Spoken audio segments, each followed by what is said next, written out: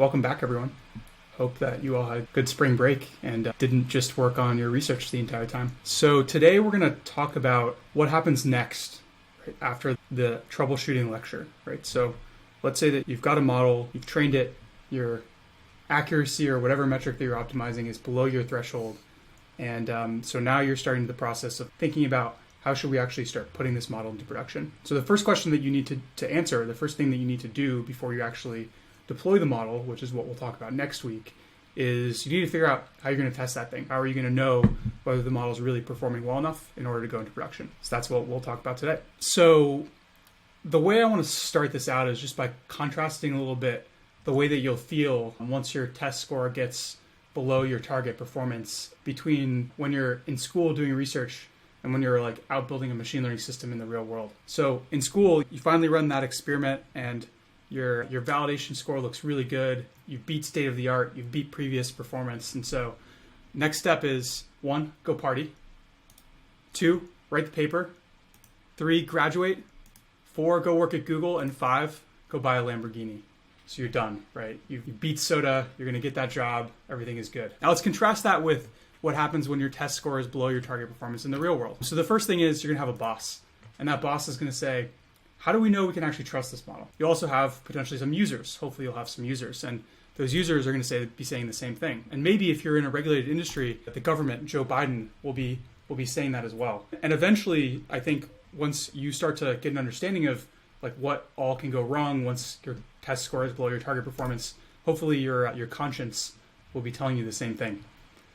So what's wrong with the black box, right? So maybe the black box doesn't get such a bad rap. Maybe mystical, holistic prophecies are actually not so bad. So to answer that question, let's dive in a little bit and understand what it means when we have a good test set performance, right? So what are the assumptions that are underlying? And so if your test set performance is good, then what that means is that if your test data and your production data, the data that your model is actually going to see in the real world, come from the same distribution, then in expectation, the performance of your model on all of the evaluation metrics that you ran it on offline will be the same in production as it is in your testing environment. So let's unpack some of these assumptions a little bit. So in the real world, the distribution that you train your model on doesn't always match the offline distribution, or the production distribution and the offline distribution don't always match, right? So you could have data drift, you could have some sort of data shift, you could even have malicious users that are trying to attack your model and make the distribution of data going to that model intentionally look different than what the model was evaluated on. Expected performance, so saying that the performance of your model in expectation is going to be as good in the real world doesn't always tell the full story. So for example, if you're working in a long tail data distribution, then the sample of data that you took in order to evaluate the model offline might not actually tell you that much about the tails.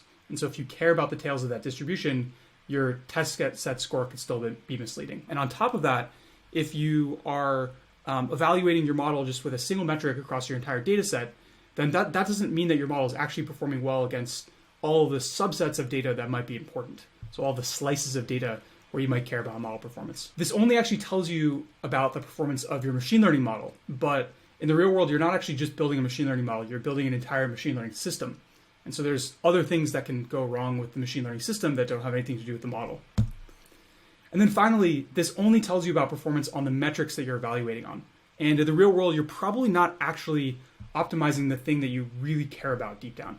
And so there might be some mismatch between the metrics that you're evaluating, let's say accuracy, and the ones that you really care about, like maybe user engagement or revenue growth or something like that. How bad is this really? I picked this quote from a conversation that I had with a machine learning engineer from an autonomous vehicle company who I don't want to name because I don't know how much they would want this quote to be public, but I've heard this sentiment from a few folks that the single biggest thing holding back the entire autonomous vehicle industry, according to this person, is that even if we had an autonomous vehicle that would work on the roads, no one would know that.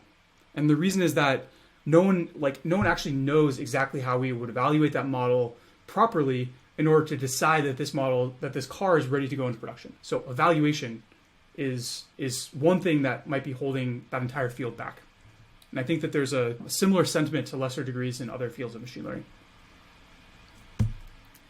So what are we going to talk about today? We're going to introduce some concepts and methods. So we won't be able to go into a ton of detail about a lot of these things, but hopefully we'll give you a high-level understanding of what's out there and how you might think about applying it.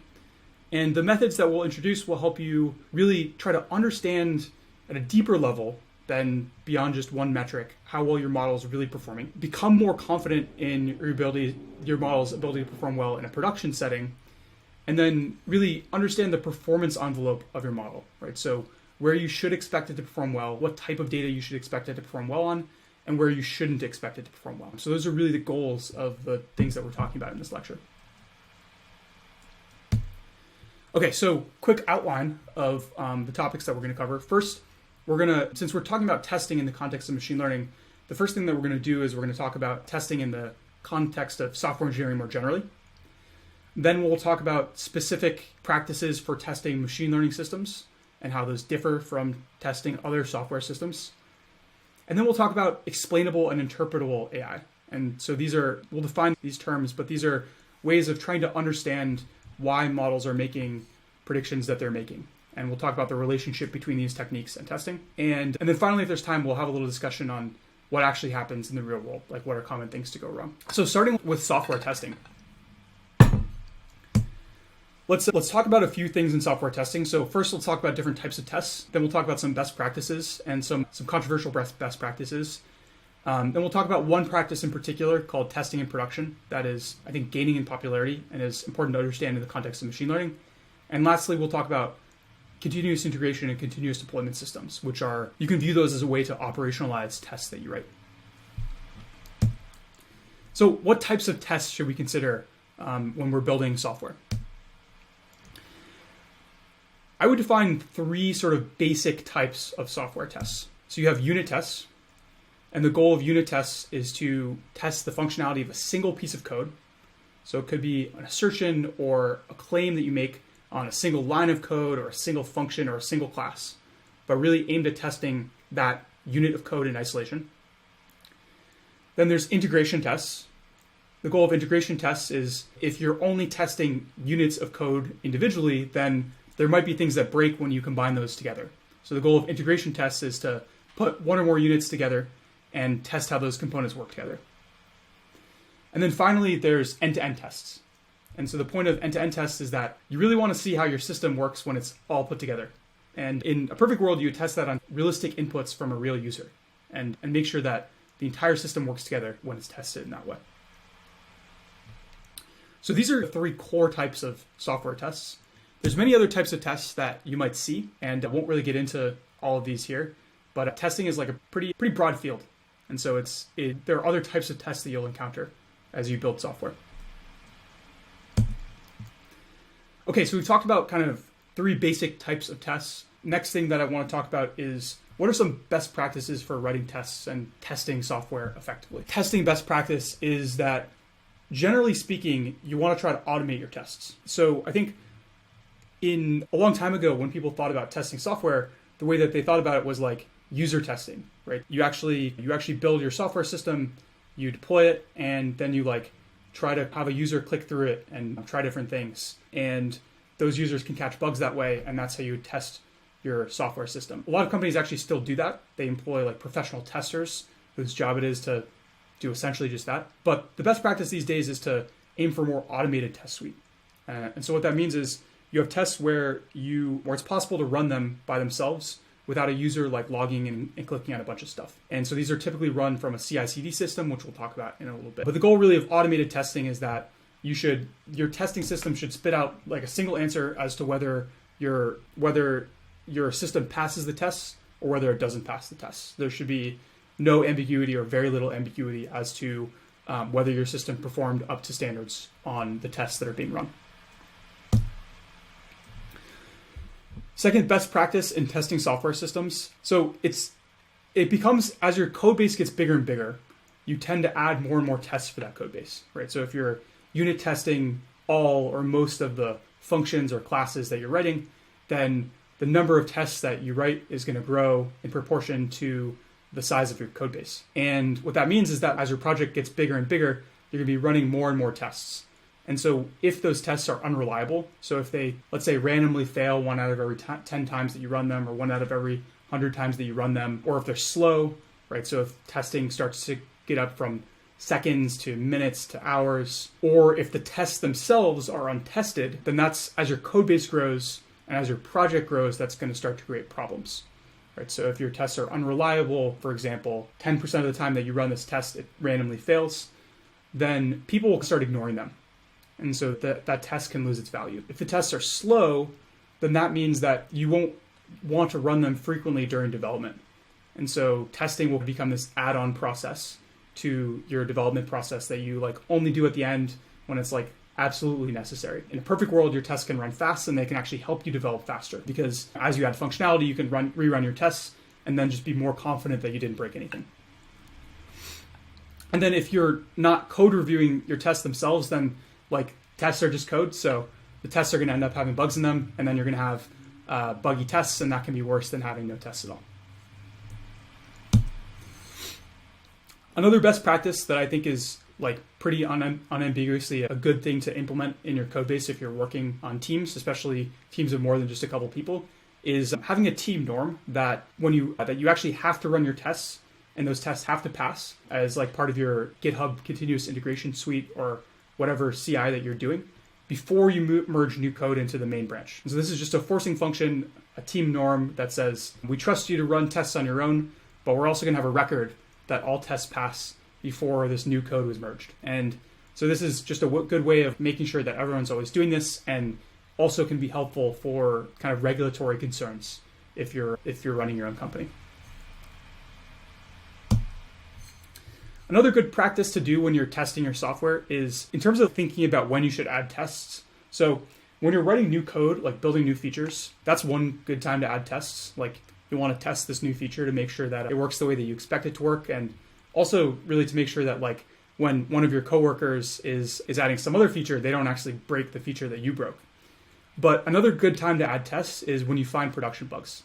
So if you notice that, our users, like when they click on this link, they're getting to a bad state on our website, then don't just go in and fix that bug, but also create a test out of that bug. And that can help make sure that for trickier bugs that you fix, someone doesn't go in and accidentally reintroduce those bugs later. Another testing best practice that is maybe somewhat more controversial, but I think is still like pretty reasonable, like universal recommendation, is to follow what Google calls the testing pyramid.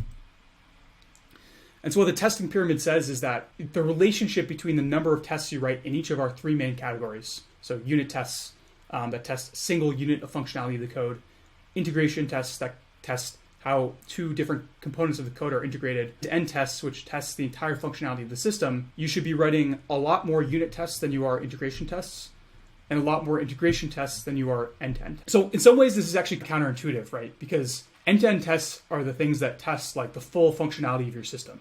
So why wouldn't you want a lot of end-to-end tests, right? Why wouldn't you want a lot of tests that like run real user behavior through your entire system and then spit out a result of whether the system is doing the right thing or not? It's not that you don't want end-to-end tests, but compared to end-to-end tests, the advantages that unit tests have are that they can be run a lot faster, right? So you don't have to necessarily like compile and build your entire application in order to run the unit tests. They're more reliable, so there's a lot of stuff that can go wrong in your entire application that could cause an end-to-end test to fail, other than just the new feature or the new code that you changed. Like, for example, the data that you're inputting could get corrupted. And I think probably to me, the most key reason is that they're better at isolating failures. So if your end-to-end test fails, if your application doesn't do the right thing when user clicks on this button, then how do you diagnose that? How do you actually know what to do about that? How do you know what the cause of that failure was? End tests are written so that they point you exactly at the cause of failure when that test fails. So it'll point you at exactly the class or the function or even the line of code that caused that failure. And so you can have a much more targeted debugging process. So it's not to say that you shouldn't write end-to-end tests. End-to-end tests can still be very valuable, but the rule of thumb, the like rough split that Google recommends at least, is a 70-20-10 split. So 70% of the tests that you write being unit tests, 20% integration tests, and 10% end-to-end tests. Okay, so that's a quick overview of some of the kind of uncontroversial best practices about software testing. Next, I'm going to talk about a few things that I think are pretty good general recommendations, but are somewhat controversial. So one controversial best practice for testing, for unit testing software systems, is to do solitary tests. So the distinction here is between a solitary unit test and a sociable unit test. And a sociable unit test is where that unit test relies on some other unit in order to fulfill its behavior. So you're still testing the functionality of one unit, but you rely on another unit doing the correct thing in order to test it. So for example, if you're unit testing some of your data loading code, a sociable unit test for that data loading code might rely on the database. So it might rely on some data already being populated in that database. Or if you're doing a sociable test for like part of your pre-processing pipeline, let's say that there's multiple steps in the pre-processing pipeline, you might rely on the output of the first step being correct in order to test the second step. On the other hand, solitary unit tests are tests where you're like very principled about making sure that this component is being tested completely in isolation of all of the other components in the system. And so these are often like called mocks or like mocking tests, because you often create fake data to go to that unit in order to test the like basic functionality of that unit. And so a lot of people prefer writing solitary unit tests because they really isolate like what it is that you're testing. On the other hand, there's some stuff that's really difficult to test with solitary unit tests. So there's no one universal recommendation here. I think it depends a lot on preference of how you like to write tests and how the team that you're working with likes to write tests. Sergey, do you have a preference between these styles of unit testing? I think it kind of depends on the project. I don't think there's like a one-size-fits-all. But in general, I prefer integration test to unit test.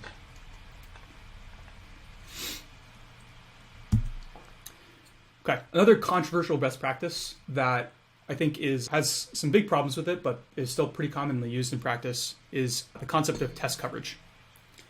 And so the idea of test coverage is you get a test coverage score for your code base. And what the test coverage score tells you is what percentage of lines of code in your code base are being called by at least one test. And so the reason why test coverage is useful is because it gives you a single metric that can give you some sense of the quality of your testing suite. The issue with test coverage is that it doesn't really measure what you care about. Just because you have it's like very easy to write a testing suite that calls all of your lines of code, but doesn't actually like test them in any meaningful way. It doesn't test the right things about them. So code coverage doesn't tell you anything about the quality of the test. So I think code coverage is something that you'll see a lot in like open source code bases as you poke around them, potentially companies that you work at. I think it's not necessarily a bad idea to look at code coverage when you're thinking about the testing strategy for your code base. But if you do want to look at it, it's important to think about what test coverage is actually measuring, right? Which is it's helping you find parts of your code that aren't tested right now. And that's really what it's useful for. But the failure mode here is like mistaking a lot of like open source libraries, for example, will have a proud sort of badge on their GitHub repo that says 100% code coverage. And so I think that like sometimes chasing code coverage can be an excuse for not actually like thinking about what things you really need to test in your code base.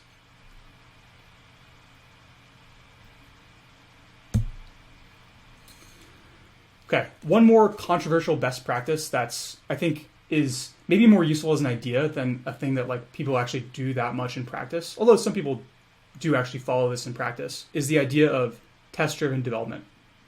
So the way that test-driven development works in principle is that you want to create your tests before you write your code. And so what that allows you to do is it allows you as the author of the code, or maybe even not the author of the code, but someone who works with the author of the code, the manager or someone else on the team or the user of the code, before you actually sit down and start figuring out how to implement the features, you write tests as a specification for what you want the functionality of that code to be. So if you want the code to be able to like average numbers or something, then you would write some tests where like you would feel like, okay, if the code passes these tests, no matter what's in the code, then I believe that it can average numbers. And so you write those tests before you actually start writing the code itself. And then what the test-driven methodology tells you should do next is once you have the test, then you should go back and run your entire test suite, right? And so in a perfect world, what happens is all of your old tests still pass, but your new test fails, because you actually haven't written the code to satisfy that test. And then what you do is you start writing the code. And so you iterate on like adding minimal new sets of code to your code base to get closer to passing the test. And as you do that, you iterate on running that test, that the one that you added, the one that's failing, until you get to the point where that test passes. And then in order to complete the project, what you do is you then would rerun the rest of your tests to make sure that you didn't break anything in the process of adding that new code. And then you're done. Like, refactor your code in any way that you want to, and that's the code that you're going to use. So I put this under the category of controversial best practices because I don't think there's like too many people that really religiously stick to this methodology of developing tests, but it is a useful tool to have in your toolkit if you're having trouble figuring out like where to get started in implementing something, or if you know that the change that you're going to make is going to be really complicated, and so you want to take things more slowly. And so this is, for me, something that I'll use every once in a while if I feel like it, or if the situation seems to call for it. All right, the next thing I want to talk about is another kind of idea in testing software systems that is distinct from the types of tests that we've been talking about so far, which is offline tests, but is gaining momentum and is particularly relevant for machine learning systems, and that's testing in production. So I think when a lot of people hear testing in production, this is what they have in mind. It's like this YOLO attitude of whatever, we don't need to really worry about how well our system works, we're just going to figure it out when it's in prod. And so I think testing in production has a bad reputation, but I want to try to defend testing in production a little bit here. The traditional view, right? So this view of testing in production, I would summarize as like the whole point of testing is to prevent shipping software that has bugs in it into production. Okay, so therefore, like by definition, you have to do your testing online before your system goes into production. That's where you test. However, there's a couple of caveats to that. So one is that when people do like meta surveys of software engineering practices, one thing that they often find is that automated offline testing, the type of testing that we've been talking about so far, is pretty ineffective. And on top of that, right, like the types of systems that like modern software engineering organizations often deploy to production these days, which are these kind of like larger service-oriented or microservice-oriented distributed systems, are particularly hard to test because the interactions between the components can get pretty tricky, and because the system itself can be difficult to reason about. So the case for testing in production is that no matter what you do, no matter how well you test your stuff offline, bugs are inevitable. And so the philosophy of testing in production is that you might as well set up your system in such a way that your users can help you find those bugs. And so this is a quote from a Twitter thread that I liked on this, which is that if you have enough scale, so if you have enough scale that the bugs actually come up, and you have sufficiently advanced monitoring, so you can actually find the bugs and detect them when they do happen, then a realistic strategy might be to like write your code, push it to production, and just take a look at the error rates. Like maybe even no other testing other than that. And if something in another part of your app breaks, then it'll really quickly become apparent in those error rates. And so you can just roll that right back and just bring your old version of your code back into production while you work on a fix. And so essentially what this is doing is you're letting your monitoring system or your observability system play the role that like a testing suite or a continuous integration suite play in the traditional view of software testing. So my personal take on this is that you probably don't want to take this to the extreme, right? Like you should probably be doing some testing of your code offline to catch obvious bugs, to catch simple mistakes, to catch whatever bugs you really can catch offline. But as systems become more and more complicated, testing in production might become an inevitability. And I think that's particularly true for machine learning systems, which we'll get into in a few minutes. So how to actually test in production? There's a few strategies here. You can do a canary deployment, which just means don't roll out the new version of your software to all of your users right away. Because if there's some really obvious bug and you don't want every single one of your users to have a bad experience because of that. But instead just roll it out to a small percentage of your users, 1% of your users. And then just monitor those users separately and see if their behavior or their error rate is any different than the rest of your users. You can make this more formal. You can run a more principled statistical test if you have particular metrics that you know that you care about by running an A/B test between the different versions of the code, the old version that's currently running and the new version that you're trying to test. One strategy that can be really effective is to look at the actual behavior of your real users. So rather than just looking at things in aggregate, like only looking at click-through rates for a certain link or something like that, try to follow the journey that an actual user takes through your app and look at a couple of those in order to build a sense of how users are experiencing the changed version of this app. And that kind of points to a philosophy that is a little bit different here between how most people recommend testing in production and how the typical view of offline software testing works. And that's that testing in production often ends up becoming not something that you really try to fully automate, but instead something that involves a little bit of exploration. So you might be gathering a bunch of data about how your users experience your application, about how your application is performing against certain metrics. And rather than just setting thresholds for all of those things and having an automatic criteria for whether your test pass or not, you might actually do a little bit more exploration. You might look at individual users, you might dive down in some metrics and try to see what's going on. So there's a bit of a different philosophy there that I wanted to point out because there's some carryover between that and how I think you should approach testing machine learning systems. So conclusion on testing in production is maybe it sounds like a crazy idea when you first hear it, but as systems become more complex and as your infrastructure becomes more mature, it becomes a realistic option to have in your bag and potentially an inevitability. Okay, last thing I want to talk about on traditional software testing is CI/CD. And so CI/CD is really one way to think about it is this is how if you're doing automated software testing, this is one way to automate the tests that you run. So there's some software as a service providers that do CI/CD. And so what is CI/CD really quickly? CI/CD systems are essentially systems that hook into your code repo, let's say your GitHub. And then when you trigger some action to take place, so for example, when you push new code or when you merge new code into a branch or when you submit a pull request, then CI/CD platforms take care of kicking off a job that is responsible for building, packaging up your code and building it into a package from scratch, running all of your tests, producing a report that tells you how well your code did on your tests, and then gatekeeping whether your new code can actually make it to the next stage. So whether it can get merged into your main branch, for example, based on the performance on the tests. So there's a bunch of software as a service providers that help with this. They integrate with your code repository. Typically, you'll kick off a job on push or on pull request. And tactically, oftentimes the way that you'll describe these jobs is there'll be commands, like just shell commands that you run inside of a Docker container. And these tools provide nice convenience features for storing results for later review, caching results so that you can run things more quickly next time and things like that.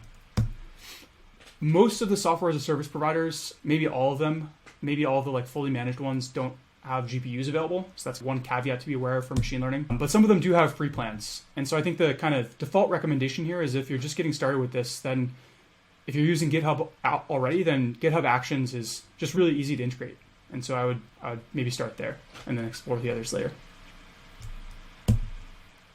There's another option to be aware of, Jenkins and BuildKite. So these are more manual options. You can run them on your own hardware. You can run them on your own cloud or something in between. There's a lot more flexibility about the types of jobs that you can run through these systems. So if you have GPUs, you can use them, and they're very flexible. The trade-off is that they are quite a lot harder to set up, and they don't take care of as much of the stuff for you. So typically, when I would see a team switching over to a Jenkins or a BuildKite is when you've gotten frustrated enough with GitHub Actions or Circle CI or one of the SaaS providers with the limitations of those that it's worth putting some serious engineering effort into rolling your own CI/CD pipeline. So we've given kind of an overview of software testing in general. And now the part that's more relevant to this course, which is how do these things apply when the software system that you are testing is in fact a machine learning system. So one thing you might be tempted to believe is machine learning systems are just software, right? They're programs that run on a computer. So maybe we can just test them exactly like we test software. And I think that's a productive philosophy in the sense that many of the lessons from software testing have analogous counterparts in the machine learning testing world. But there's some core differences between traditional software systems and machine learning systems that add some complexity that applies in particular to testing machine learning systems. So some examples. Typically, your software system consists of a bunch of code. And so you can test the code. But machine learning systems are really a way of combining code and data into a compiled program. And so there's this addition of data. So that begs the question of like, how do we test the data? Software is typically written by humans to solve a particular problem.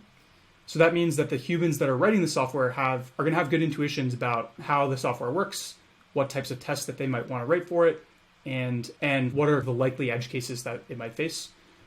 Machine learning systems are only specified by humans in the sense that humans specify like some proxy metric that they want an optimizer to compile the data down into. And so the people who are building the models are not likely to have necessarily good intuitions about what needs to be tested in those models. Software is prone to loud failures. So typically when your program fails, you'll get an error, a bug, a log statement somewhere. When your machine learning system fails, it can fail silently. So you can just have a degradation in performance that doesn't trigger any errors, doesn't trigger any bugs. And that degradation in performance could be caused by lots of different things. And then lastly, software systems in the abstract tend to be relatively static. So in principle, this is not true at all in practice, but in principle, like you could just write your code once and then it should just work forever. Again, in practice, it doesn't really work that way because your dependencies change and the web changes and all this stuff changes from under you. But in principle, maybe you could do that. But machine learning systems, that's almost always impossible because the inputs that are going to that system, the data that is feeding into that system constantly changes for most real world data distributions. So it's another layer of complexity that we have to contend with. And because of those differences, I think there's some common mistakes that teams make when they test machine learning. One is thinking of your machine learning system as just a model and just testing that model rather than testing the entire machine learning system itself. And I'll come back to this in a couple of minutes. Another mistake is not testing the data. So in traditional software, we test code, maybe not entirely clear how we should test data at all. And so a lot of teams don't do it. In reality, it's equally important to test the data as it is to test the code. Not really, like another mistake that I see a lot is not trying to build a granular understanding of the performance of the model before deploying. So looking at your model's performance and saying, yeah, our validation score is below our threshold, so this model seems good enough, let's ship it. In reality, it's like building confidence in a model is an exercise of trying to build a granular understanding of where the model performs well and where it doesn't perform well so that you can put guardrails around it in production. Another common mistake is not really closing the loop and thinking about what the relationship is between the metrics that we're optimizing this model and the metrics that we're actually trying to drive as a business. So a lot of times machine learning teams will get siloed and they'll think, oh, my job is to make this model as accurate as possible. And they won't really go back and test, okay, the hypothesis was that an accurate model would do X, right? Drive click-through rate or do some other thing. And so not closing the loop and understanding, does improving our accuracy actually improve the metric that we care about, is another mistake that I see a lot. Relying too much on automated testing. So again, our intuition for traditional software is that most of your testing should be automated, if not all of it. And in machine learning, I think that the reality is if you have a system where you need to spend a lot of time testing it, it's not always clear how to write good automated tests for it. And so a lot of times concepts like exploring the data, exploring the model's performance, and testing in production become particularly important for machine learning systems. And then lastly, testing in production, I think, is like particularly important in machine learning and is one thing that I think you almost certainly should be doing. And the core reason for that is that data in production can change.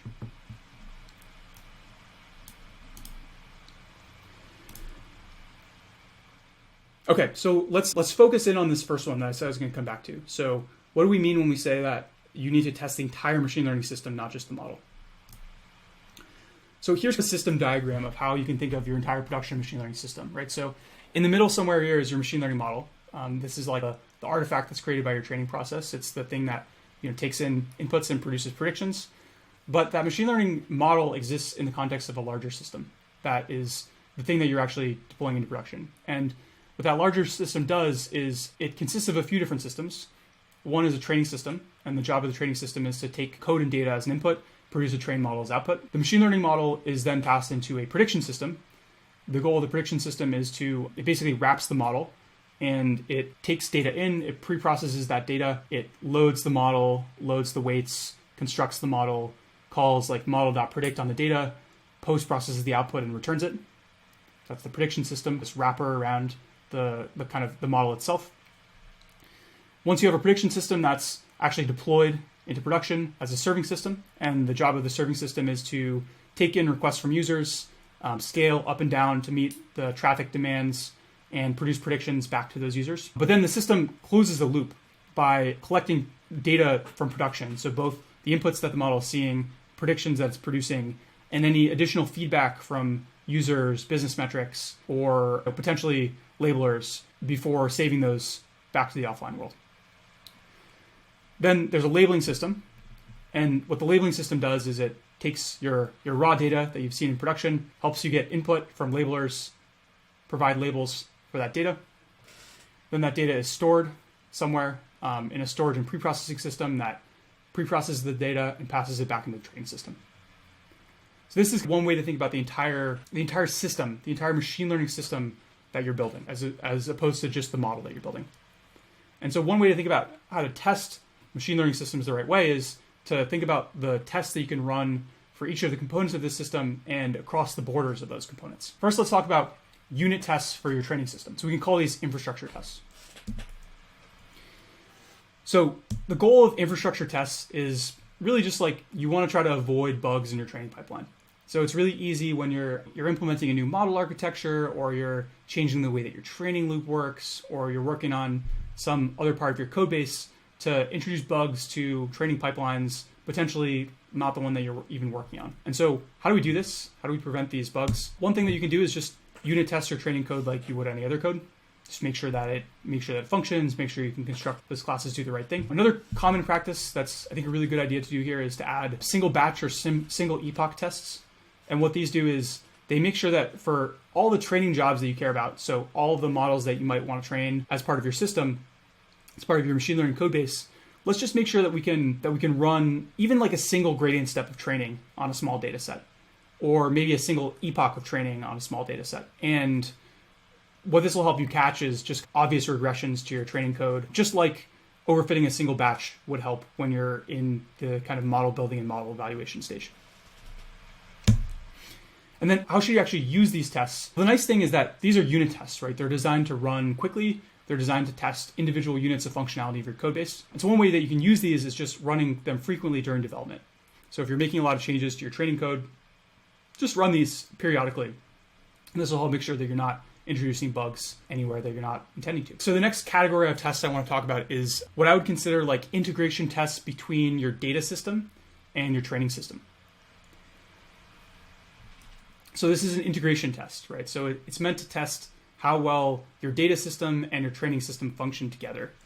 So what are we actually aiming to do here? I think one way to think about the goal of these tests is really what you're trying to do is you're trying to make sure that your training jobs are reproducible. Common cause of bugs in machine learning systems, and one that we actually faced a lot at OpenAI, which is when we started getting serious about testing to begin with, is you're working on some tasks, you're building a lot of models, you're able to solve one of those tasks, that's great.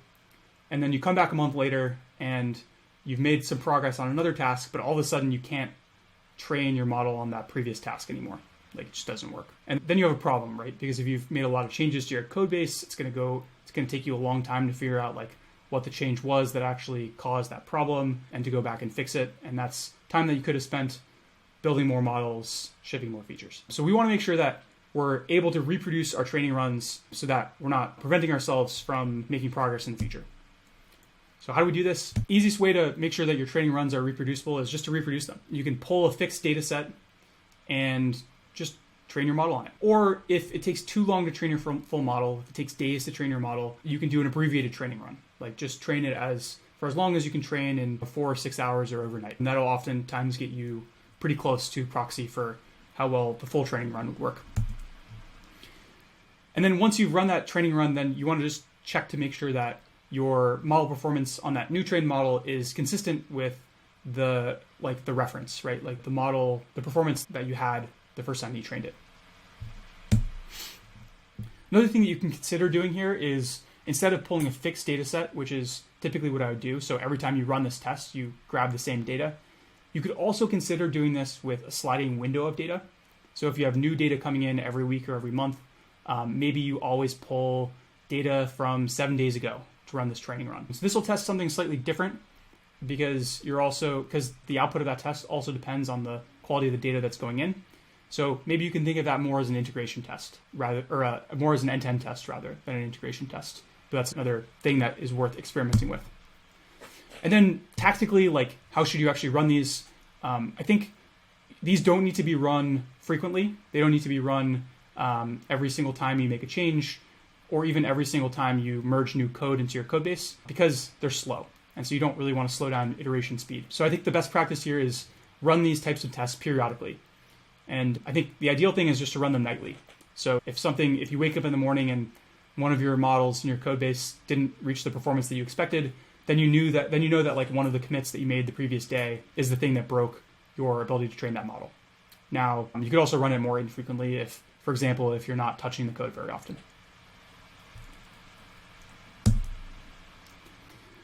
Okay, so that's tests of the training system and tests of how the training system works together with the data system. So the next thing that we're going to test is the prediction system itself. And so remember, the prediction system is the code that wraps this trained model artifact that knows how to load that model, knows how to pre-process data, call the model to make predictions, and post-process the predictions to whatever form they're going to end up taking. And so unit tests of the prediction system are called functionality tests. So functionality tests, unit tests for your prediction code. And the goal here is to really avoid regressions in the code itself that makes up your prediction infrastructure, right? So you're not trying to catch issues that are caused by, let's say you trained a new model and that new model is worse in some way. We'll have different tests for that. What these tests are trying to help you do is, for a fixed model, let's make sure that there's no changes in the code around the model that would cause worse performance. How do we do that? One thing that we can do is we can just unit test our prediction code like we would any other code. But a specific thing that we can do for machine learning code is we can actually call this prediction code on a few key examples where we feel like we know what the predictions of the model should be. And you can just this can be a test that can run really quickly, and you can run it in your development loop just like you do your infrastructure unit tests.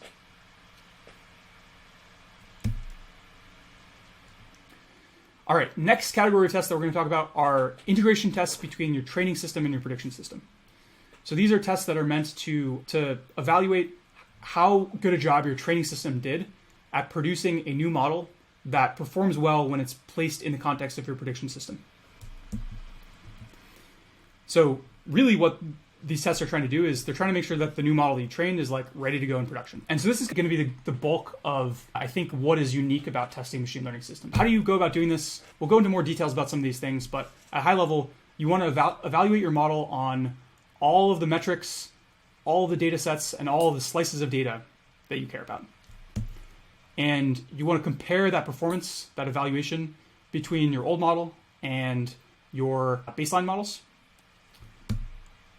And then you want to try to understand the performance envelope of your model, which at a high level means you want to understand where your model is going to perform well and where it's not going to perform well. What types of data might cause your model not to perform well. And operationally, when do you want to run these tests? You want to run these tests whenever you have a new candidate model, like a new model that you're thinking about, okay, should I put this model into production or not? So the important thing to know about evaluation tests is that this is more than just your validation score, right? So in particular, you want to look at not only just your loss or whatever the main metric that you're optimizing is, but you want to look at all the metrics that you care about.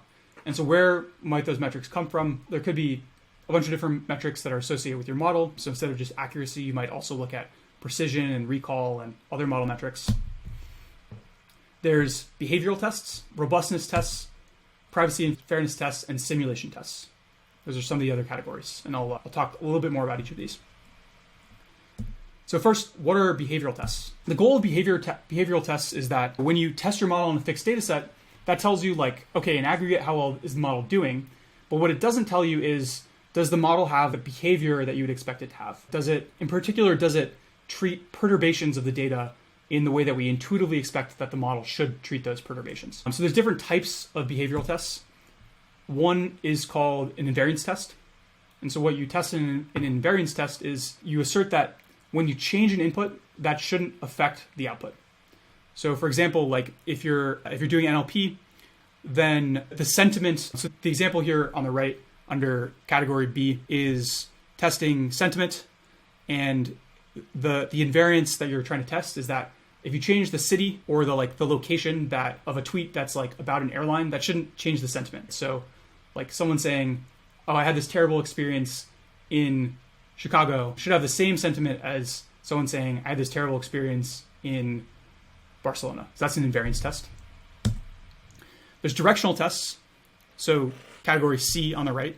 And what directional tests do is they say, okay, when I change this input, I expect it to change the output of the model, and I expect it to change the output of the model in this particular way. So for example, if you take a really negative word and you make it really positive, then you might expect that the sentiment classifier that you're using would flip its assessment of that sentiment from negative to positive.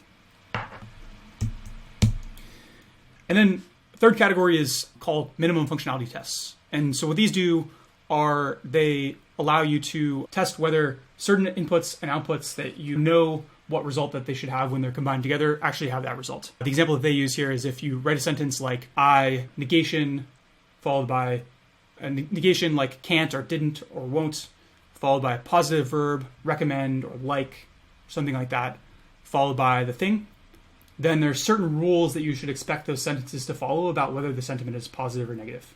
So you can generate data that follows those rules and test whether the model follows them or not. So behavioral testing metrics, this is actually a relatively new idea. It's mostly used in NLP right now, and it was proposed in this paper that's linked below. And so this is not something that you'll see a ton in practice, but is a pretty promising idea in NLP in particular that is worth knowing about if you're working in that domain. All right, next, talk about robustness metrics. So the goal here is to understand the performance envelope of your model. And so we mentioned that what we mean by understanding the performance envelope of the model is that you're trying to build some sense of where you expect the model to do well and where you expect it to fail. So one thing that you might study in this category is things like feature importance. Right? Feature importance doesn't necessarily tell you how good your model is. A good model could place a lot of weight on one feature, but it does tell you that if the value of that feature is outside of what you expect, then you probably shouldn't expect your model to perform well. Sensitivity to staleness is another commonly recommended test to run in this category. So the way that you test this is you would train a model on data from a long time ago, and then you would test it on windows of data moving forward in time, and you would plot the curve of how the performance of the model degrades as the data gets more and more stale. So you have an understanding of, on average, for this particular type of data, how long does it take this model to become stale? And that can be a useful input to deciding whether your model is stale when it's in production. Another category of things that I think you'd really want to measure in principle if you could is sensitivity to data drift. Data drift means that the data that you're seeing in production comes from a different distribution than what you saw in training. And in a perfect world, I think what you'd be able to do is you'd be able to just measure the sensitivity to different types of drifts. And then when you detect those drifts, if you detect them in production, then that'll give you a good sense of how well you expect your model to perform in the presence of those drifts. In the real world, this is a tricky thing to measure right now, but I think is underrated, and I think more tests will start to take this on this characteristic in the future. And then one more category of tests that you can run here is sensitivity between the performance of your model, say on an old version of the model, and business metrics. You can build a mapping between different model performance numbers, like how accurate was my model, and then how much did this impact the business metric that you really care about, so that in production, when your accuracy dips by a certain amount, how scary should that be in the prediction of the business metric in the future? Okay, and so this is I think not something that you'll see a ton in practice. Feature importance is pretty widely used in a lot of types of models. Sensitivity to staleness is a common recommendation from like the systems papers from Google and other places that describe how they do testing, but I think is not really actually that commonly implemented. But I think that this is a form of testing that's going to become more important as we build better techniques to do it. Another category of metrics that you can test is privacy and fairness metrics. A couple of resources I'll point you to here. One is the fairness indicators work from Google. Another is this sort of definition of different fairness definitions paper that I link on the right. And one thing that you should probably do if you're worried about your model biasing against different subsets of your users or different classes, different genders, is make sure that you're picking some metrics that will allow you to try to distinguish whether your model is in fact biased against those classes. And then the last category of metrics that I'll point out is simulation tests. And so the goal here is if your model affects the world in some way, right? So if you're building a self-driving car, the action that your self-driving car takes affects the behavior of the other cars and the other people around it. Recommender systems, the recommendation that you make affects the behavior of your users and the types of movies that they'll like in the future. If you have a system like that, where you're not in a static world and the predictions that your model makes changes the data that it'll get in the future, then simulating the world and using that as a form of test is a good idea if you can do it. The main usage of this in practice is in autonomous vehicles and robotics. So this is a pretty important category of test that's run on autonomous vehicle systems.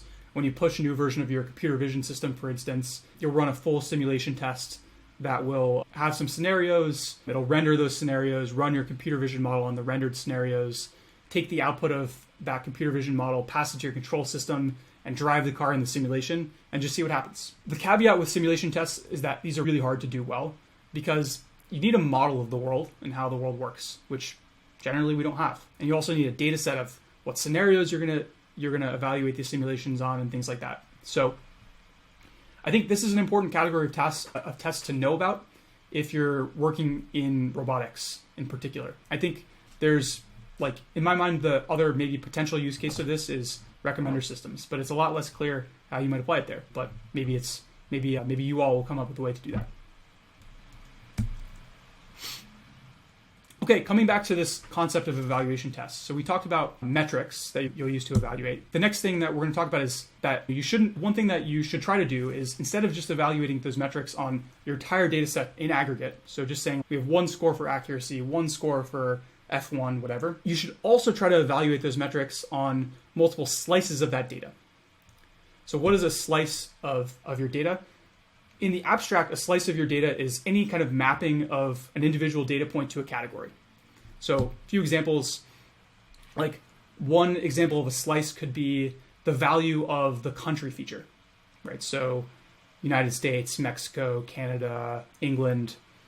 So a slice of your data would be all the data points that have that particular value for that category feature. Another example of a slice could be if you have a more continuous feature or numerical feature, bucketing that numerical value into different intervals. So ages between 0 and 18, between 18 and 30, etc. But in general, this can also be like arbitrary other functions. And it could even be another machine learning model. So for example, like you might actually train a classifier that tries to detect something that you think is like an interesting category to break out your model performance along, and run that to slice your data and evaluate the performance of your model on all those slices.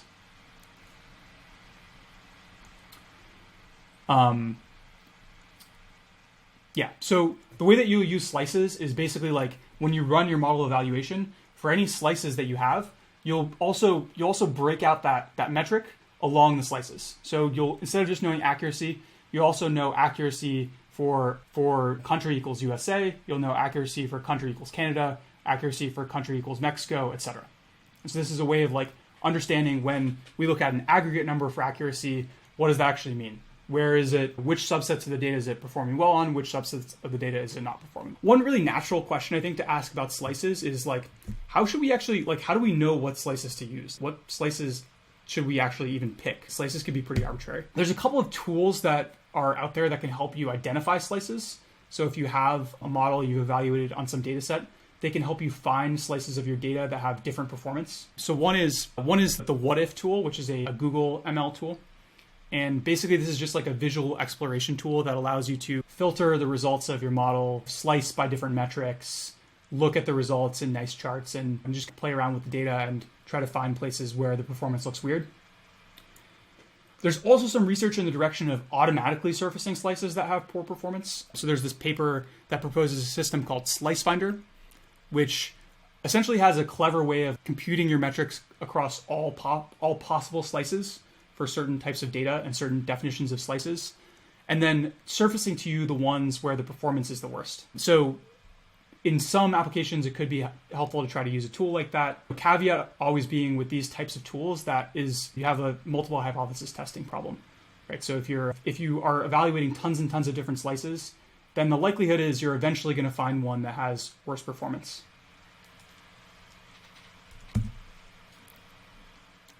Okay, so we've talked about not just looking at a single metric, but looking at multiple metrics. We've talked about slicing your data in different ways to try to have a more granular understanding of the performance of those metrics and how they're distributed across your data. And then the last thing one of the last things I want to mention here is the data sets themselves. When you're working on a system, when you're like prototyping a system, building it out over time, or when you're working on a system in academia, you typically have a single validation set and a single test set, and those are the source of truth for the performance of your model. In this evaluation phase, I recommend potentially adding more data sets to your evaluation when it makes sense to.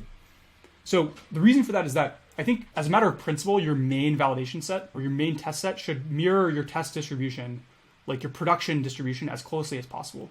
And that's because you need some way of getting a proxy for how well you're actually going to expect your model to perform on the data that it sees in the real world. Now, the challenge with that is that oftentimes in real world machine learning systems, we're not just using data that's sampled from our test distribution. You might have some domain shifts, or you might have other reasons why you're training or evaluating your model on some other data other than just the production data that you've seen. So for example, let's say that you are facing a specific edge case in your machine learning system. So you find out that the example I always use is your self-driving car just isn't really doing that well on left-hand turns in the rain at night. So one thing that you might do is you might actually go out and collect a specific data set for that particular edge case that you can use to train the model on and evaluate it once it's trained. One reason to add a new data set to your evaluation suite would be if you've collected a specific data set that doesn't come from your real distribution, but measures a particular edge case or a particular category that you really care about. Another reason to add a new data set is if your production data actually just comes from a bunch of different data modalities. So if you're evaluating your system on two geographies, San Francisco and Miami, English and French, and you expect there to be some difference in how well the model might perform or the distribution of data that comes from those geographies or those languages, then it could be a good idea to have different evaluation sets for each of those so you can break out the performance. And then finally, when you augment your training data set with data that's not found in production, so if you're building a synthetic data set, you might want to have a separate evaluation set that is just synthetic data. Or if you buy a rival self-driving car company and you integrate all of their data into your training pipeline, but that data doesn't actually look exactly like the production data that your cars see. It still might be helpful training data, but you should create a separate evaluation set for it rather than grouping those two things together. All right, so what does this actually look like when you run it? So what does a report that's produced by an evaluation system look like? So what the report looks like is you have reports for each of the data sets that you care about. And those reports are break out each of your metrics along the kind of horizontal axis against each of the slices that you have specified for that data set. In this case, we're measuring accuracy, precision, and recall. We have two data sets, our main evaluation set and our NYC users evaluation set. And we're evaluating those metrics on different slices for each of the two data sets, which is also okay. So one challenge here is that you just have a bunch of numbers, right? There's many metrics here. And it could be really common for some of these metrics to go up and others to go down. And so how should you actually decide whether, when you get a report like this, whether this is a pass or a fail? And this can actually be really tricky. But at a very high level, there's two comparisons that you want to make, or at least two comparisons that you want to make. One is that you'll want to compare the new model to the previous model, so to see if this new model is in fact better than the previous model. And then the second thing is that you'll want to compare it to a fixed older version of the model. So a model from some point in the past that just stays static for a long time, even if you roll out a bunch of new versions of models. And so the reason why you want to do that is that when you're deciding whether your new evaluation passes for the new model, it's not always going to be reasonable to say that you have to have an improvement across all metrics and all slices of your data, because there's going to be some noise. Sometimes some of those subsets will go down, sometimes will go up, especially slices that have small amount of data. There can be a lot of variance in the value of your metrics on those data sets. And so you'll want to set thresholds for each of the metrics and slices that you care about. But many of those metrics, aside from maybe a few core ones that you care about, the threshold might look something like, I don't want my model's performance to degrade by more than a certain amount. The risk that exposes you to is that if you have a threshold on a particular metric and a particular slice that says, okay, never degrade more than 2%, then if you train a bunch of models and every single time you train a new model, you degrade by 2%, then even though you're passing your tests, the model is actually getting much worse over time. And so the way to alleviate that is through this mechanism of having a fixed older model that you always compare performance to and having some threshold there as well. Another comparison that you might draw is setting thresholds on the difference in performance between slices. So if you have a slice that's users below the age of 18 and a slice that's users above the age of 18, depending on your problem, you might care about there being like some equity or some fairness between the performance of your model in those two slices. And so one thing you might do is set a threshold on the difference in performance of a single model between the two slices. All right. So next thing we're going to talk about is integration tests between your prediction system and your serving system. And I'll call these shadow tests. So the goal of shadow tests is the high level goal is you want to try to catch production bugs before they hit users. So in machine learning systems, in all systems, but in machine learning systems in particular, in practice, there are like some categories of bugs that are really hard to catch until you are actually using the real production system. So some of the types of things that you might want to try to catch are detecting bugs in the production deployment. Maybe the code path that you're using to actually build the production model, maybe there's some bug there. You want to make sure that you catch that before users see that bug.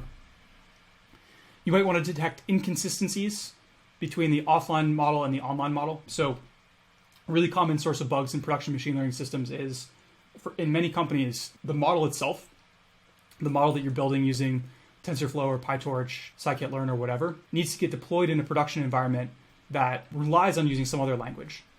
So in many companies, there's a translation step between your training pipeline and between your offline trained model and your online production model. Could be in the model itself, but maybe the more common thing is in the pre-processing pipeline, where you might the way that the actual code that's used to find those features might be different code.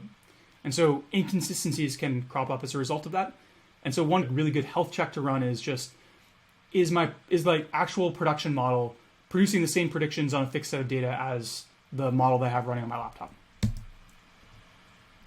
And then lastly, another goal here is you can detect issues that don't appear on the data that you have offline for some reason, but do appear when you start to look at real production data. And so how can you actually approach doing this? This requires some pretty significant infrastructure to do. But typically the way companies will approach this is they'll run the new model in the production system, but alongside the previous version of the model, and don't return the predictions of the new model to the users. Just collect them somewhere where they can be analyzed. And then once you've collected that data to be analyzed, then you take a look at it and you look for any consistencies between how the current production model is predicting and how the new candidate production model is predicting, or between the offline version of the model and the production version of the model. Okay, so that's tests that you'll run as you're getting ready to take a model that you've tested offline and deploy it into production. And so the next category of tests that we'll talk about is tests that are meant to evaluate the serving system itself. And so I'll broadly group these into the category of A/B tests. The goal of A/B tests is to test, you've already tested when you ran your shadow test, what is the distribution of predictions that the model is making in the production system? How well is the model doing in the abstract in the production system? But what A/B tests are meant to do is to test how your users and how the rest of your system will actually react to the predictions that the model is making. And so the goal is really to better understand how well the predictions that the new model is making, how those affect users and business metrics. How do you do this? One starting point is you can what's called canary the model, which means that instead of sending all of the traffic to the new model right away, instead you can send like a tiny fraction of the traffic, like let's say 1% or 10% to the new model. And unlike in shadow testing, you do actually return the predictions to the users, but you analyze those two cohorts separately and see if there's anything weird going on with the new production model. You can also do something a little bit more statistically principled and like actually run a real A/B test. And that's something that is pretty common to do for machine learning systems as well.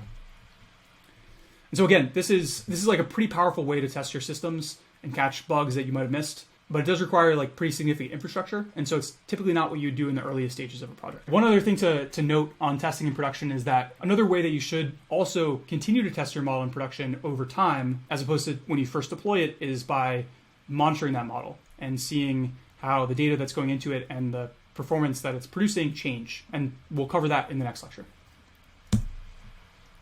But next, we're going to talk about tests of the labeling system itself. So how do we unit test our labeling system? So the goal of these labeling tests is machine learning models are garbage in, garbage out, right? So if you have bad labels, you're going to end up producing bad models. And so the goal here is to really try to catch poor quality labels before they corrupt your model. How can we think about doing this? One thing we can do is like actually put some process around making sure that the people themselves doing the labeling are meeting some standard of training and certification. So those people have documentation that they're reading, and they have a consistent way that they're actually doing the labeling. So that's, in some sense, one test that we can run to make sure that our labeling system doesn't degrade. Another common thing to do is, instead of just trusting the labels that each labeler produces, you can aggregate labels. So you can have 3 people label the same data point, and if not all 3 of them agree, or if at least 2 of them don't agree, you can throw that data point out or send it back to be relabeled. If you're aggregating labels, you can use that to assign labelers a score, like a trust score. So if they're frequently like the third labeler that is not actually the one that got the label, then maybe you assign less weight to their labels going forward. But I think like maybe the most common thing to really do in practice is to just spot check the labels pretty frequently. So when new batches of labels come in, just look at 100 or 1,000 data points and just make sure that you would have labeled things the same way that the labelers did. No real way to avoid this. One thing you could do to make it more efficient is you can target which data points you spot check. So a simple way to do that is you run a previous version of your model on the new labels, and then the ones that you inspect are the ones where the model has the biggest disagreement with what the labeler said the label should be. And so if your model is already fairly accurate, then that can point out places where you have mistaken labels. All right, and the last component of the system that we'll talk about testing is the data storage and preprocessing system itself. And so the type of tests that we'll cover here are called expectation tests. So the tagline of expectation tests is unit tests for data. And the goal is you want to catch data quality issues, you want to catch bad data before it makes its way into your training pipeline. Because once you train your model on bad data, then it's unlikely that model is going to perform well in the real world. How do you actually go about doing this? The typical way that people define expectation tests is that you define rules and thresholds. And those rules and thresholds describe properties of your data tables. And you define those rules at each stage of your data cleaning and preprocessing pipeline. So at each sort of preprocessing step, the output of that step is like a new version of the data table. And then you'll have some rules and some thresholds that apply to the output of that step. You'll run those rules and thresholds, and you'll fail if the thresholds are not met. And typically you'll run these like every single time you run your batch data pipeline processing jobs. So there's an open source library that is gaining a lot of popularity for doing these types of data expectation tests. It's called Great Expectations. And yeah, pretty apt name. And the types of things that Great Expectations allows you to define, so the types of assertions, are more or less like kind of hard rules on things that your data should satisfy. So for example, for a particular data table, you might know that, okay, I really know that I shouldn't have any null values in this column. So that's an assertion that you can write. Let's fail if there's any null columns. They can be a little bit more fuzzy than that, right? So you could say, okay, I think that all the values in this column should be unique. So this is a unique ID. If we have duplicate values here, then that indicates a data quality problem. It could be, in addition to properties of each individual data point, it could be properties of the whole table. You might expect that if, let's say that the table is an input to a machine learning training job, then maybe you should fail out if the data set is too small, because that means that your training job wouldn't have produced the right thing anyway. But it could also be statistics about the values of the columns. So, for example, you can test that the mean of a numerical column is within a certain range. You can test that the range of values is not outside of a certain range, or the median is between two values, things like that. So these are kinds of expectations that you can set, so the types of checks that you can run. Next question you might ask is like, how do we actually set the thresholds for these checks? So like, how do we know if we really can't tolerate any null values? Or how do we know what's the maximum mean of this column that we should expect this column to have? So typically the way this is done right now is pretty manually, right? So users will go in and specify things that they know should be true about the data set, and you can define these things iteratively over time, add more rules as you go. Another approach you could take is to profile the data set. And so what that does is it computes a bunch of statistics about the data set, how many values of each type are in each column, if the column is numerical, what are the statistics of the data in that column, things like that. And then you can set thresholds based on that profile. So you might, for example, say that, okay, I know that the range of data in this table is like between 0 and 1. And so I'm just going to set that as my expectation going forward. Anytime that data comes in, if that data is not between 0 and 1, then I'm going to throw an alert. And so that can work okay, but oftentimes that produces like unnecessary alerts because the statistical properties of these data sets just vary. And a better approach here is to do both, right? So maybe you generate a profile from a data set that you know is good, and then you go in and manually tweak some of those thresholds that you don't really trust from the statistical profile. And then over time, as new data comes in and you get more alerts, you go in and tweak the thresholds even more.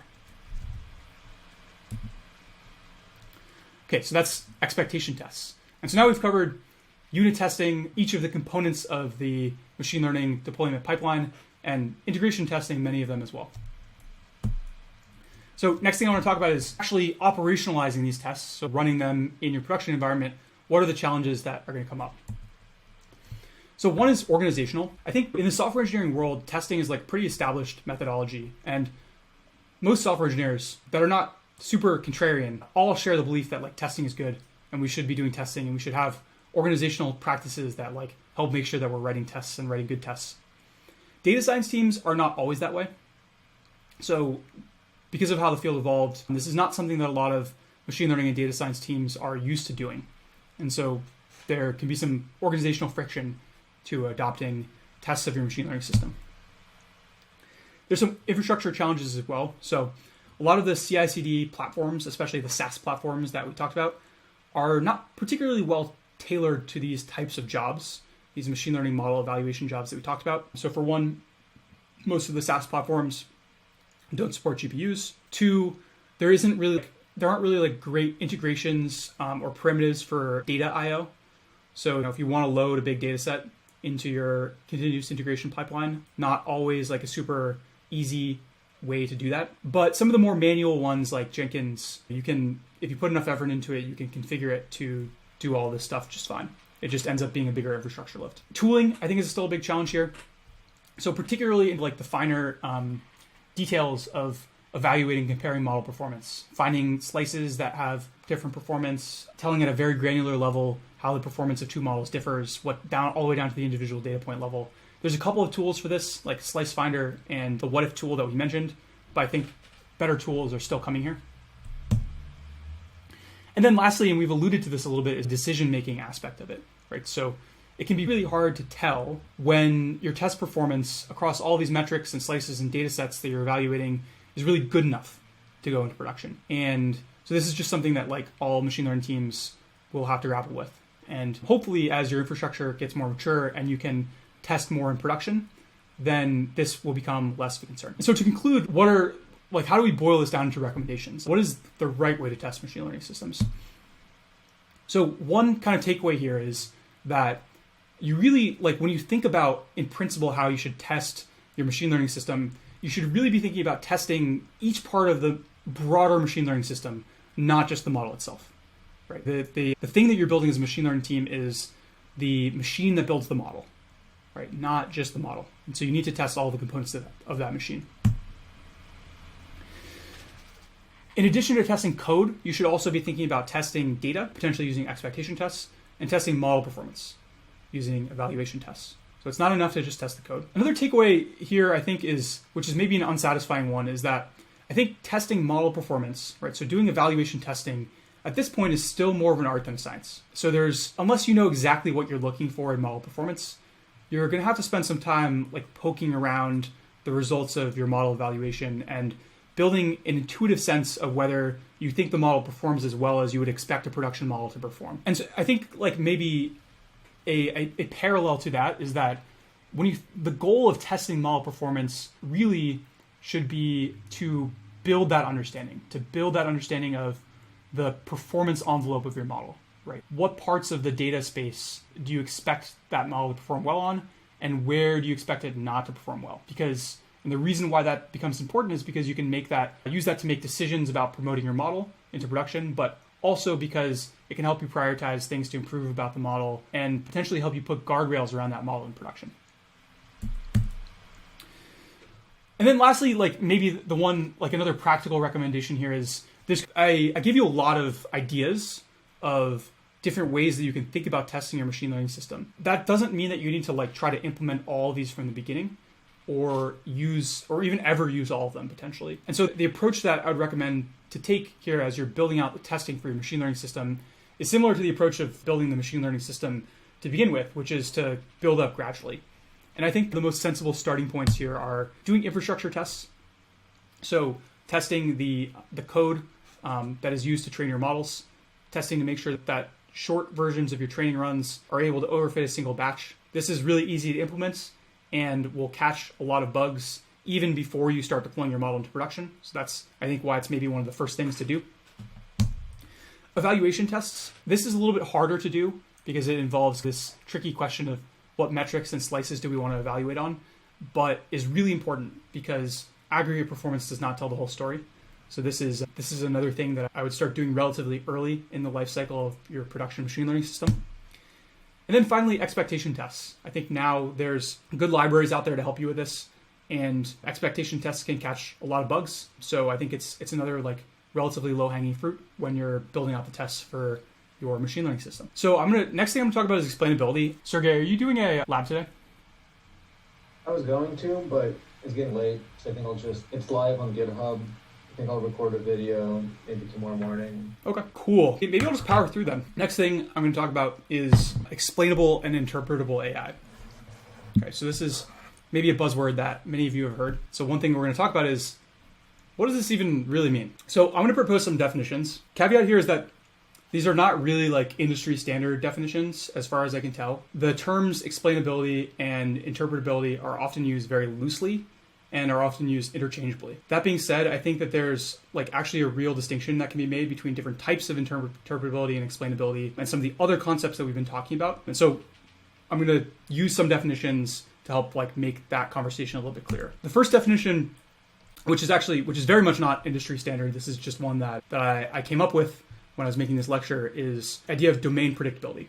And so what I mean by domain predictability is the degree to which it's possible to tell when you get a new data point or when you get some new data points, whether that data is outside of the circle of competence of your model. How knowable is it what data your model will perform well on, or where there's very good chance that it won't perform well. Next definition is interpretability. And so when I say interpretability, what I mean is the degree to which we as a human can predict what result the model will have on this data. So it's about how well can how good a model do I have in my head of what this model is doing? Can I predict what it's going to do on this data? And then the third definition is explainability. And so when I say explainability, what I'm going to mean is the degree to which a human can understand, not only predict what the model would do on this data, but also understand the cause of the decision that the model is going to make. Okay, So next thing I'm going to talk about is I'm going to give a very high level overview of some of the different categories of techniques that you can use to try to make, or that have been proposed to try to make models explainable or interpretable in the literature. And we'll talk a little bit for each of them as which of those definitions they correspond to. And so the categories that we're going to talk about are using interpretable families of models, so using families that are inherently interpretable, distilling complex models down into simpler ones that are interpretable, understanding the contribution that individual features or feature values make to the prediction, understanding the contribution, and then understanding the contribution that individual data points make to the prediction. Okay, so using interpretable families of models. So some interpretable families of models are linear regression, logistic regression, more generalized linear models, and decision trees. Right? So these are interpretable families of models because if you understand the math of how these models work, then it's pretty easy to understand like why they made a certain decision. For a linear regression, for a logistic regression model, you're multiplying a weight matrix by a vector, and so you can understand the contribution to the output of the different feature values and weights. And then that's your explanation. That's literally how the model made the decision. So the big benefit of these types of models is that they're both interpretable and they're in some sense like actually truly explainable, with the caveat that they're really only explainable to the right user. So if you have studied linear regression and you have a regression model and that model makes a prediction, you can understand the cause of why the prediction was like a certain thing. If you're giving that as an explanation to a user that is non-technical, for example, that might not actually be a good explanation. Big disadvantage of these categories of models is that they tend not to be very powerful. So this is a deep learning class. You'll notice that there's no deep learning models in this category. One thing that you might ask is, what about attention? Isn't attention interpretable? Because one thing that you can do is you can visualize the attention map. So you can look at like for each output that the model is producing, whether it's text or something else, let's actually just visualize the attention weights on the input data. And maybe that's our explanation for why the model made the prediction. So the nice thing about this is I think this is actually like pretty interpretable in some sense, right? Like this, I think this can be a very helpful tool for building intuition about why a model makes, like what kinds of predictions a model is going to make on certain types of data. Big drawback here is that I think using this as a way to get explainability, so understanding of why certain predictions are made, is a trap that a lot of people will fall into. So the reason why attention maps do not produce explanations is because, so a couple reasons. One is they're not complete explanations, right? So in the example we looked at before, let's look at the kind of top middle image example where we have a dog that is standing on a hardwood floor. And you look at the attention map that corresponds to. It's the dog. First of all, the dog's not actually standing. So there's something going on there. It's not quite right. And then second of all, it's the attention map is like pointing mostly to the dog. So I think I get why it says a dog, but it doesn't really. And then I see how there's a little bit of like a lighter area on the hardwood floor. So I can see why there's a hardwood floor, but I have no idea why it says it's standing. And I have no idea why there's like some weights to the attention map that are on the like cloth fabric of the couch that the dog is lying under. So one issue with using attention for explainability is that it does not produce complete explanations. Another problem with using attention for explainability is that the explanations that it does produce are not reliable. There's a paper that explored, among other things, like whether these types of attention maps change under like different types of evidence that you're trying to ask the model to explain. And so they use class conditional models. And so, for example, like in this image of a Siberian husky, they ask the model to explain what is the evidence for this animal being a husky, or what is the evidence for this being a flute. And the model had almost exactly the same attention maps. Right? So attention maps just show you what the model is looking at. That is not the same thing as why it's making the decision it's making. So I think a lot of people really conflate these, like in popular literature about deep learning models. And so this is a pet peeve of mine. Attention maps are not explanations. So we talked about interpretable families of models.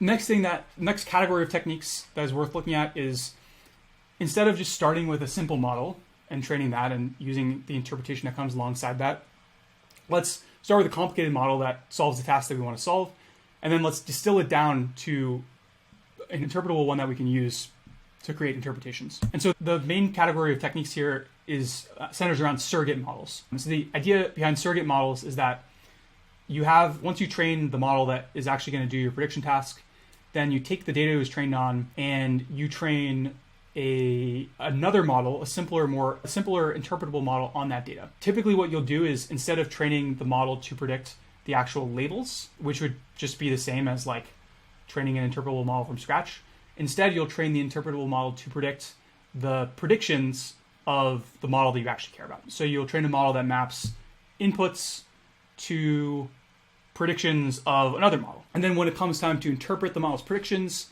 you will use the surrogate's interpretation as a proxy for trying to understand the underlying model. Nice thing about this technique, maybe the main nice thing I can find to say about it, is that it's very easy to use, it's very general, it works for any model, you can just fit a surrogate model to it. Big question mark here in my mind is, if your surrogate is really good, like, why don't you just use that, right? Why don't you just use that as your model?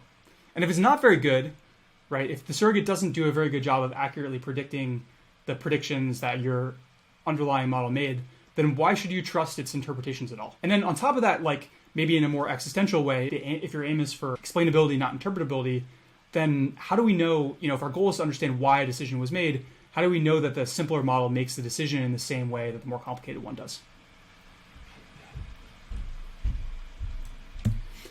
Another category of surrogate models that is really commonly used in practice is local surrogate models.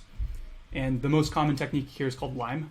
The way that these work is that instead of trying to explain the model globally, instead what you do is you pick a data point and you say, I want to create a local explanation around this data point.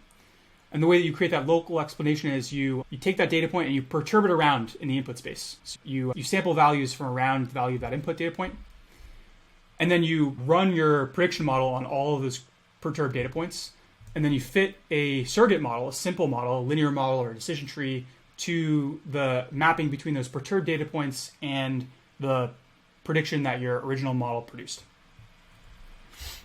So this kind of makes more sense conceptually to me than trying to train a global surrogate model, because it's at least reasonable to believe that you're around in the neighborhood around some data point that your surrogate model should do something, like should be able to do as well as your global model does, right? Because your global model is trying to solve a much harder task than the surrogate model is trying to solve. This technique, I think, is like pretty widely used in practice from what I've seen. Like for folks that are doing interpretability, it seems to be one of the most common ones. And one of the other nice things is that it works for almost every data type. So there's extensions of this for text data and image data as well. And that'll get you nice maps that show you like what parts of the data, like that explain the neighborhoods of data. The challenge with LIME is that it can be really hard to define these perturbations. So how do you sample data points from around your original data point? Like what is the right neighborhood? What's the right distribution? And then in practice, there's some research showing that the explanations that are produced by these surrogate models are pretty unstable. So if you make small changes to the input conditions, it can produce big changes to the explanations. And as a result of that, they can also be pretty easily manipulated. So if someone knows that you're using the explanations to make a decision, it's not that hard for them to choose the input conditions to produce the explanation that they want. But that's local surrogate models, LIME. Okay, so we talked about interpretable families of models. We talked about distilling models down to interpretable models. Next kind of category of techniques, and there's a lot in this category, is trying to understand the contribution that your input features make to the production of to producing the prediction. So one way that you can do this is through data visualization. So there's a couple of types of plots that people use here. One is a partial dependence plot, where you look at the values of a particular feature, and then you kind of correlate those against the output values of your prediction function. And so you can see, okay, how much does the prediction function change as I change this one input feature? Where does it change? What does that function look like? And then there's another visualization that is somewhat commonly used called individual conditional expectation, which is doing a similar thing, which is like looking at how the value of a particular feature corresponds to the probability or like to the result of the model's prediction. But instead, it's doing this kind of like messy looking visualization where it produces one line for each data point individually. So you can start to get a sense of the distribution of how these things evolve. In terms of more like numerical ways to evaluate the importance of features, one common one is permutation feature importance. The way that this works is pretty simple. You pick a feature that you want to measure the importance of, and then you basically apply a permutation to that in your data set.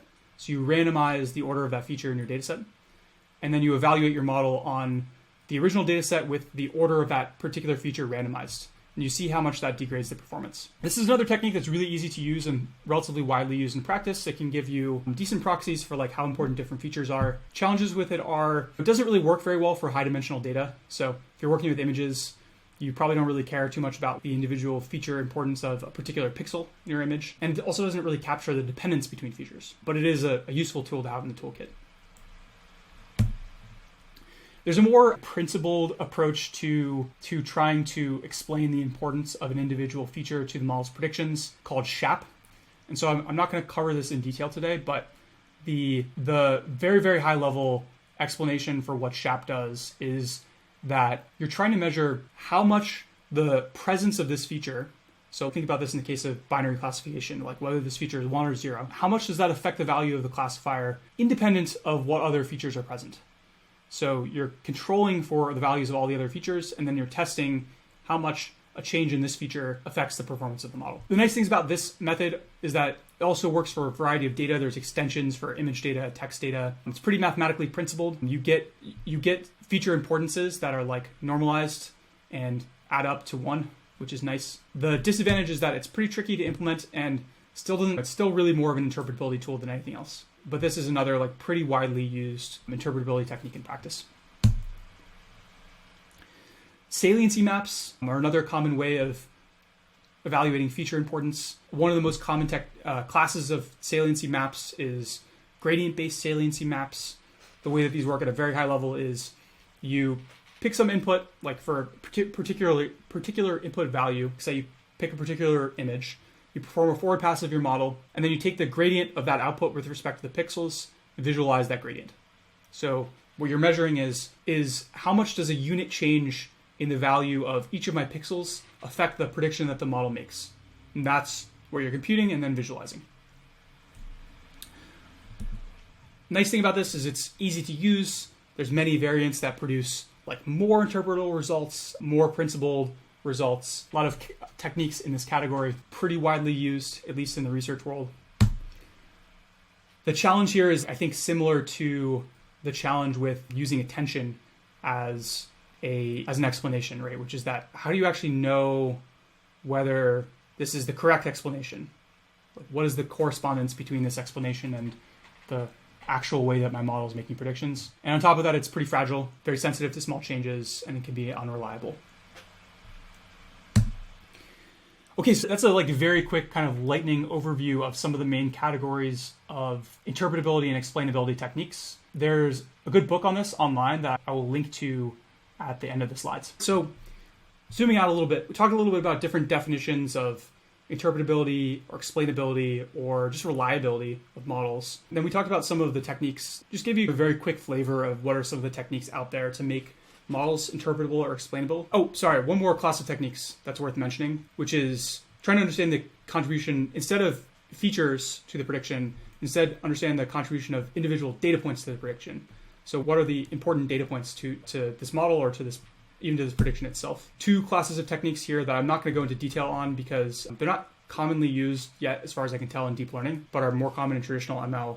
One is prototypes and criticisms, where you essentially try to cluster your data points into kind of clusters or prototypes, which are at a very high level, like clusters that explain a lot of the variance of the data set. And then criticisms, which are data points that are not very well explained by the prototypes. So that's one category of techniques that is used in machine learning. Maybe not a ton of it yet in deep learning. And then influential instances.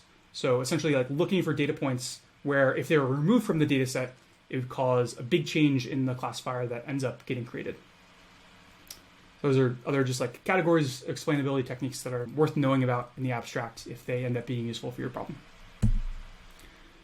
Okay, but getting back to the point I was making, I think the high-level question that I always ask myself with these techniques is explainability really the right goal? When people say explainable AI, we're trying to build models that are interpretable or explainable. Why is that? And like, how does that map to the actual techniques that we should choose? So there's a few different reasons why you might want your model to be explainable, right? So one is that in some industries, the regulators just say your model needs to be explainable. And so I think the rational response to that is what do you mean by that? What does it really mean for a model to be explainable? Not sure anyone really has a great answer to this, but I think maybe the pragmatic response is you should probably do some explainability to make sure that you're in compliance with the regulators. Another reason why people give for wanting explainability is because they say, my users want explainability, right? Like they want to trust the model's predictions, and so they need us to be able to explain why the model is making the predictions that it's making. So a couple of things to think about here.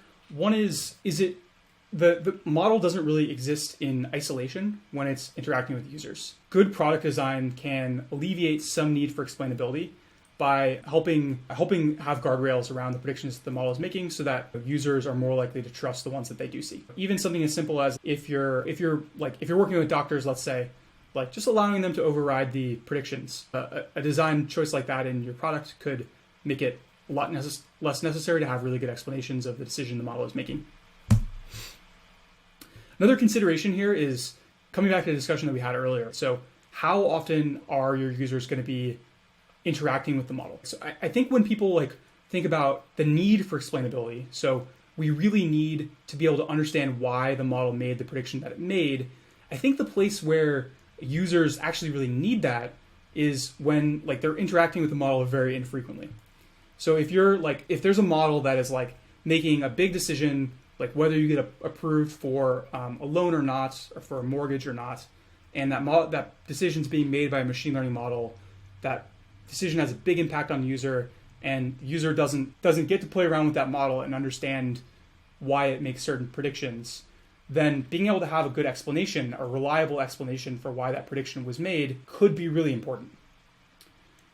On the other hand, if you're in a situation where your users are going to be interacting with your models a lot, so if it's a recommender system or if it's something along those lines, then I would just ask yourself the question of maybe what we really should be going for here is good interpretability techniques. So good techniques to help our users build intuition about what types of things the model does well and doesn't do well.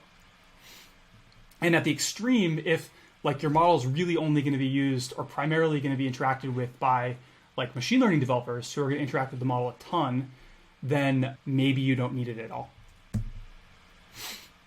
Another reason that people give for needing explainability is that I don't know if I should trust my model. How do I decide whether I'm really confident enough in this model to deploy it into production? And here I think is where I take issue with the use of the term explainability, or the goal of having models that are explainable or predictable. Because I think what you really want here is domain predictability, right? If you're an engineer building a system, deciding whether to deploy it into production, the question that you really want an answer to is, am I confident that I have a good performance envelope around this model, right? Where if something goes wrong in the inputs to the model or to the data that the model is consuming, then I want to know, I want there to be as few unknown unknowns there as possible. So I think in my mind, that's a separate goal than really trying to explain the model's predictions or have interpretable understanding of model's performance. That being said, some of the visualizations that are created in the interpretability literature could be helpful for creating domain predictability, or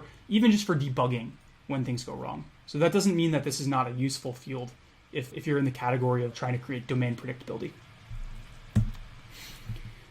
One other question I want to touch on is it possible to explain deep learning models? And the conclusion that I've come to here as a non-expert in this field, but someone who has been trying to pay attention to it for the past couple of years, is not really, right? None of the known methods that we have for explaining or even interpreting the predictions that models make are really that faithful to the original model performance, or at least not faithful to the original model performance in a reliable way. It's very easy to use these techniques to cherry pick examples of, I see saliency maps that show me that the neural net is focusing on the ball when it predicts that this is a ball in a field. But that doesn't necessarily mean that those saliency maps are going to be useful for every single prediction that the model is making. And on top of that, I guess related to that is that these explanation methods tend to be pretty unreliable, right? So they tend to be a little bit fragile, sensitive to inputs and things like that.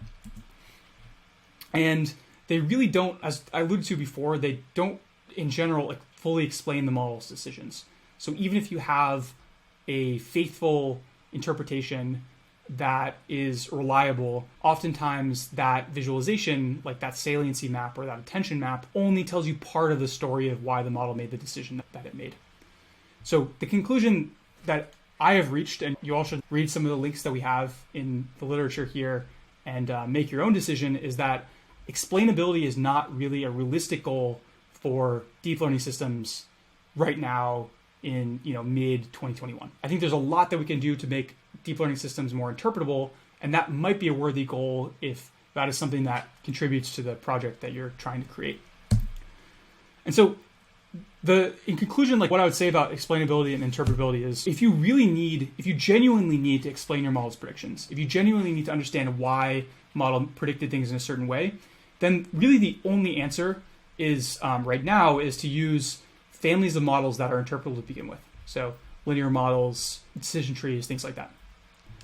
And you can try to explain deep learning models. You can even train a model on the weights of a deep learning model to output an explanation sentence. There's like all kinds of things that you can try here. And those can produce really cool results and is a really interesting research direction, but it's quite unreliable and not ready for production if the goal is true explainability, in my opinion. Interpretability methods like SHAP and LIME in particular seem to be the ones that are used most in production. One thing that I think those are really useful for, and where I would strongly consider using them in a production system, is in helping the users of your models get to their threshold of interpretability that they need to trust the model's predictions faster. Those visualizations can help them build intuition about model performance. And on top of that, that's none of this, I'm somewhat skeptical of the value of this field as applied to deep learning in particular, but none of that is to say that these visualizations are not useful. In fact, I think many of the visualizations that are created here can be useful for things like debugging and prioritizing where to improve model performance. I'm just not sure that they're really ready to produce accurate explanations of model performance. All right, and that's all that I have for today.